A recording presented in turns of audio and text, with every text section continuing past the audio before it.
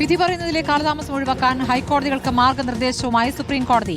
വിധി പറയാൻ മാറ്റിയ കേസുകളിൽ 3 മാസത്തിനകം വിധി പറയണം. ജാമ്യാപേക്ഷകളിൽ അതേ ദിവസം അല്ലെങ്കിൽ തൊട്ടടുത്ത ദിവസം വിധി പറയണമെന്നാണ് നിർദ്ദേശം. ജയിൽ മോചന ഉത്തരവുകൾ പരമാവധി അന്ന് തന്നെ നടപ്പാക്കണം. വിധി 4 മാസത്തിനകം പ്രസ്താവിച്ചില്ലെങ്കിൽ ഹർജിക്കാർക്ക് ചീഫ് ജസ്റ്റിസിനെ സമീപിക്കാമെന്നും സുപ്രീം കോടതി വ്യക്തമാക്കുന്നു. ശ്യാം ദേവരാജ് വിവരങ്ങളുമായി. ശ്യാം, കോടതികളിൽ കെട്ടിക്കിടക്കുന്ന കേസുകളെക്കുറിച്ച് മുൻ ചീഫ് ജസ്റ്റിസുമാർ തന്നെ പല ഘട്ടങ്ങളിൽ പറഞ്ഞിട്ടുള്ളതാണ്. ഇപ്പോൾ വേഗത്തിൽ തീർപ്പ് വേണം എന്നുള്ള ഒരു നിർദ്ദേശം ഹൈക്കോടതികൾക്ക് സുപ്രീം കോടതി നൽകുകയാണോ? സ്മൃതി, അങ്ങനെ തന്നെയാണ്. കാരണം പ്രത്യേകിച്ചും ജാമ്യാപേക്ഷകളിലാണ് ഇത് സംബന്ധിച്ച സുപ്രീം കോടതിയുടെ സുപ്രധാനമായ മാർഗനിർദ്ദേശം വരുന്നത്. കാരണം ജാമ്യാപേക്ഷകളിലടക്കം അനിയന്ത്രിതമായി തീരുമാനം വൈകുന്നത്, കാലാനുസൃതമായി തീരുമാനം എടുക്കാത്തത് വലിയ പ്രതിസന്ധിയാണ്.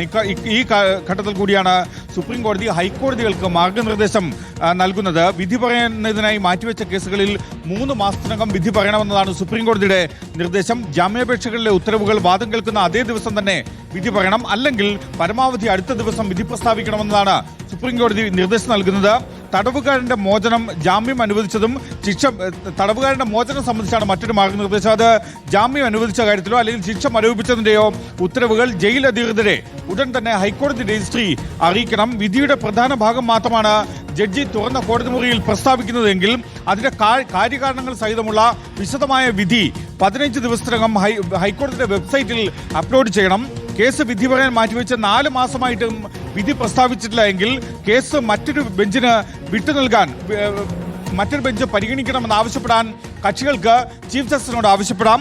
വിധിയുടെ പ്രധാന ഭാഗം പ്രസ്താവിച്ച് 1 മാസത്തിനകം കാര്യകാരണങ്ങൾ സഹിതമുള്ള വിധിന്യായം നൽകിയിട്ടില്ല എങ്കിൽ അതും മറ്റൊരു ബെഞ്ചിന് കൈമാറാൻ ചീഫ് ജസ്റ്റിസിനോട് കക്ഷികൾക്ക് ആവശ്യപ്പെടാം.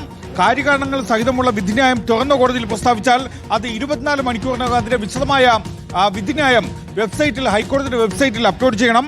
വിധിയുടെ സാക്ഷ്യപ്പെടുത്തിയ പകർപ്പുകൾ സംബന്ധിച്ചും സുപ്രീം കോടതി മാർഗനിർദ്ദേശങ്ങൾ പുറപ്പെടുവിക്കുന്നുണ്ട്. അത് വിധി പറയാൻ മാറ്റിവെച്ച തീയതി, വിധി പ്രസ്താവിച്ച തീയതി, വിധി വെബ്സൈറ്റിൽ അപ്ലോഡ് ചെയ്ത തീയതി എന്നിവ കൃത്യമായി ഈ സാക്ഷ്യപ്പെടുത്തിയ വിധിന്യായങ്ങളിൽ ഉൾപ്പെടുത്തണമെന്നാണ് ഹൈക്കോടതികൾക്ക് സുപ്രീം കോടതി നൽകിയ മാർഗനിർദ്ദേശം. ശരി, ശ്യാം ദേവരാജാണ് വിവരങ്ങൾ നൽകിയത്.